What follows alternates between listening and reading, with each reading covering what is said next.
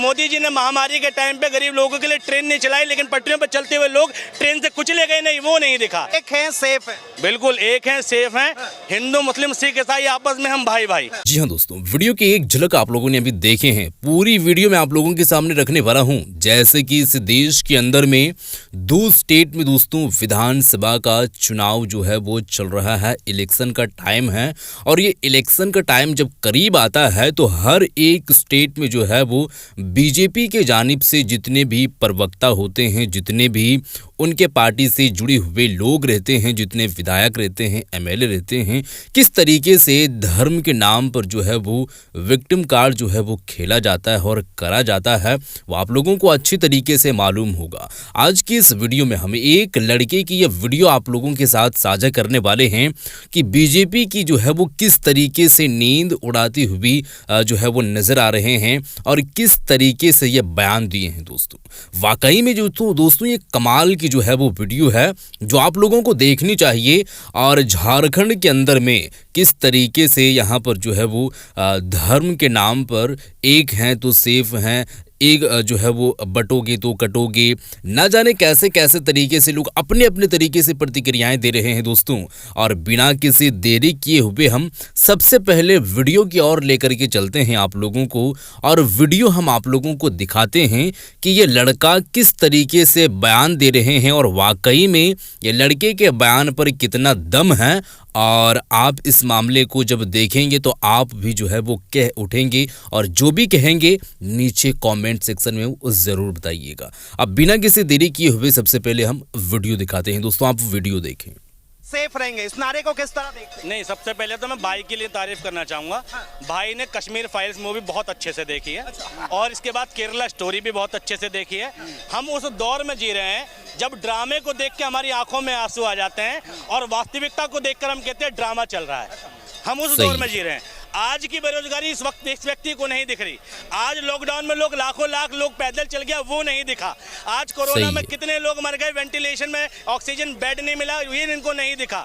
मोदी जी ने महामारी के टाइम पे गरीब लोगों के लिए ट्रेन नहीं चलाई, लेकिन पटरियों पर चलते हुए लोग ट्रेन से कुचले गए नहीं, वो नहीं दिखा। इसे मौजूद भारत की पीड़ा नहीं दिखती। जिस भारत में ये मौजूद नहीं थे 90 के टाइम पर ये बालक रहे होंगे, अगर होंगे तो, या पैदा भी ना हुए हों, ये हो सकता है। इन्हें उससे पहले की घटना बताया जिन्हें जो लाइफ इन्होंने जी नहीं है, लेकिन वर्तमान की स्थिति को देख के रो नहीं रहे हैं, या उस स्थिति को देख कर रो रहे हैं जो इनके सामने घटी नहीं है। जो ये बड़ी दुखदाई बात है। और रही बात बटेगी तो कटेंगे, ठीक है, बिल्कुल सही बात है। थोड़ा नारा पुराना हो गया, इस पे बाद में आएंगे, पहले इस पे आइए। एक है, सेफ है, बिल्कुल एक है, सेफ है। हिंदू मुस्लिम सिख ईसाई आपस में हम भाई भाई, नारा था ये। लेकिन प्रॉब्लम शब्दों से नहीं है, प्रॉब्लम लोगों की विचारधारा से है। भाई मोदी जी इस नारे को, नारा शब्द तो ठीक है, लेकिन वो कहते हैं मुंह में राम बगल में दिल में नाथू राम। मोदी जी उस विचारधारा से आते हैं। एक हैं तो सेफ हैं के पीछे सारे भारत को एक करने की बात मोदी जी नहीं कर रहे हैं। मोदी जी जो बात कर रहे हैं वो समुदाय विशेष की बात कर रहे हैं। मोदी जी जो बात कर रहे हैं देश में बहुसंख्यक लोगों की बात कर रहे हैं। मोदी जी जो बात कर रहे हैं देश में बहुसंख्यकवाद की बात कर रहे हैं, और उसमें भी अपर कास्ट की बात कर रहे हैं कि भैया बटो मत। मैं कह रहा हूँ मोदी जी ने ये क्यों नहीं कहा कि हिंदू मुस्लिम सिख ईसाई आपस में हम भाई भाई, क्यों नहीं कहा? बहराइच जैसा दंगा हो गया, वो हमारे देश का प्रधानमंत्री किसी के जन्मदिन पर ट्वीट कर देता है वे जन्मदिन मुबारक हो, लेकिन बहराइच जैसा दंगा हो गया, ट्वीट नहीं आता कि देश में बहराइच के लोग हिंदू मुसलमान ना करें, हम भाईचारा कायम रखें, हम आपसी इस देश के नागरिक हैं और सबसे पहले इस देश के नागरिक हैं, भाई भाईचारा को कायम रखें, कोई आपस में भेदभाव ना करे। मोदी जी, योगी जी ऐसी कोई अपील नहीं करते हैं। झारखंड में भाषण देते वक्त उन्होंने साफ तौर पर कहा था कि आखिर कैसे आपने देखा होगा कि हिंदू आस्था पर ये लोग चोट पहुंचाते हैं, कैसे ये आपकी बेटियों को लेके चले जाते हैं, कैसे आपकी ये रोटी छीन लेते हैं। मैं 2014 के मोदी जी को देख रहा हूँ। अच्छा। जिस व्यक्ति ने कहा था बहुत हुई महंगाई की मार, अब की बार मोदी सरकार।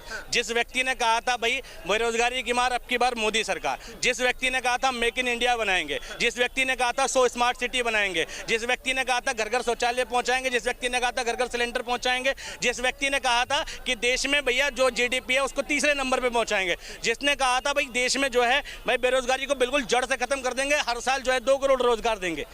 आज मोदी जी के इतने काम के बावजूद देश के प्रधानमंत्री की इतनी हैसियत नहीं है जो ये कह सके कि मैंने काम किया है तो वोट दो। दिल्ली में 70 विधानसभा 70 सीटों का एक मुख्यमंत्री है जिसका क्राइटेरिया भी बहुत लिमिटेड है। स्कूल हॉस्पिटल जैसा काम वो करता है, ठीक है, बिजली पानी जैसी सुविधा बस उसके अंडर है, पुलिस उसके अधीन नहीं है। उसके बावजूद उस मुख्यमंत्री की इतनी हैसियत है जो छाती ठोक के कहता है कि अगर मैंने काम किया हो तो वोट दो और काम नहीं किया हो तो वो वोट मत दो।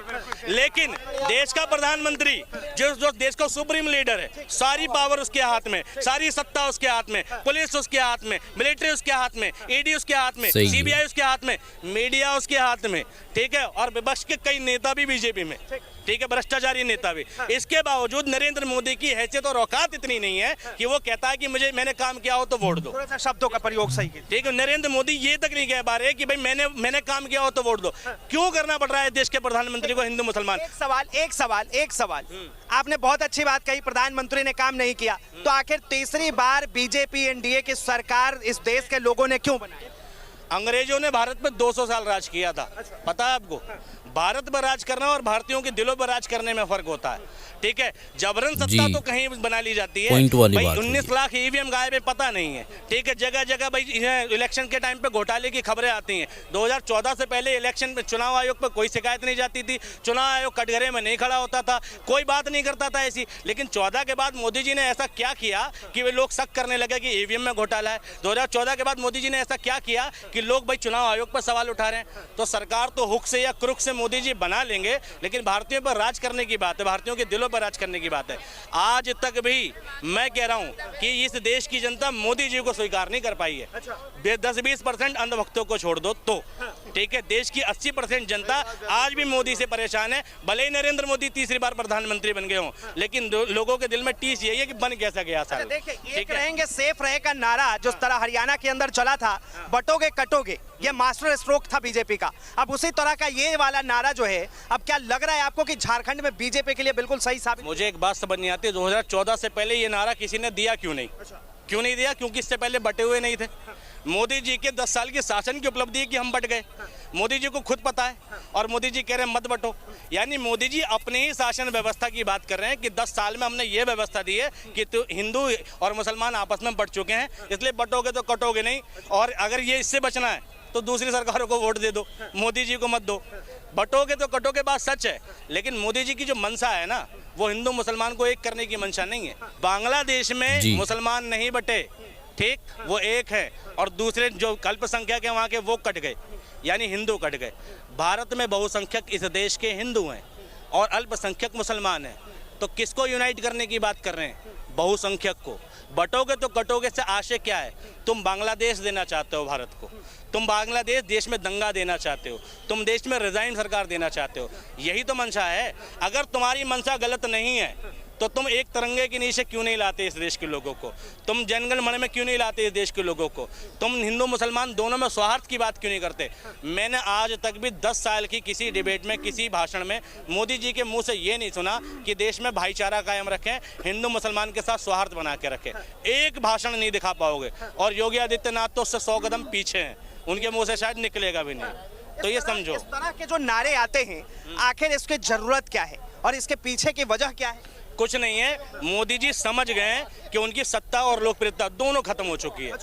अब उनका काम का सहारा तो रहा नहीं, तो अब सहारा बचा यही नारे देने पड़ेंगे, ठीक है भाई। जब उनकी लोकप्रियता थी तब नारे थे बेरोजगारी की मार, महंगाई की मार। अब लोकप्रियता खत्म, मोदी जी का टाइम गया, तो मोदी जी सोच रहे हैं जाते जाते भी। मैंने एक कहानी सुनी थी, एक नकारा आदमी जो होता है जब मर जाता है ना, जीते जी तो तकलीफ देता ही है, मरने के बाद भी तकलीफ देता है। वो छोटी सी कहानी थी, वो कहानी ऐसी थी कि एक गांव में एक बहुत नकारा आदमी था, पूरा गांव परेशान था, बहुत परेशान था। तो लोग सोचते थे मर जाए, और वो मर गया।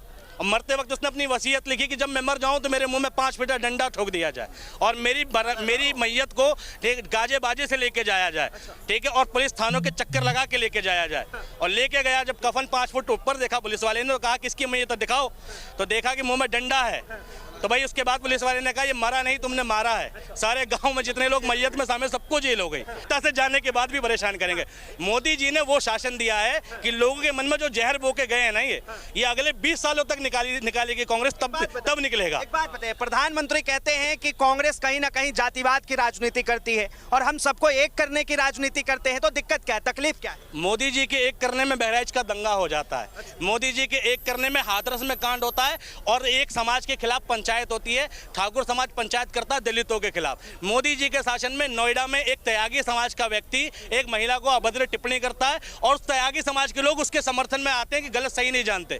मोदी जी की उपलब्धियां हैं। मोदी जी के शासन में पेशाब कांड हो जाता है। किस एकता की बात कर रहे हो तुम? सबसे ज्यादा हिंदू मुसलमान के दंगे जो रिपोर्ट हुए, छुटपुट घटना जो रिपोर्ट हुई है, वो मोदी जी के 2014 के बाद रिपोर्ट हुई है। मोदी जी के शासन में भाई पहलू खान मर जाता है, इखलाक अहमद मर जाता है, ठीक है, हरियाणा में नू का दंगा हो जाता है, कन्हैया लाल भी मर जाता है, ठीक है, बिल्कुल कन्हैया लाल भी मर जाता है, ठीक है।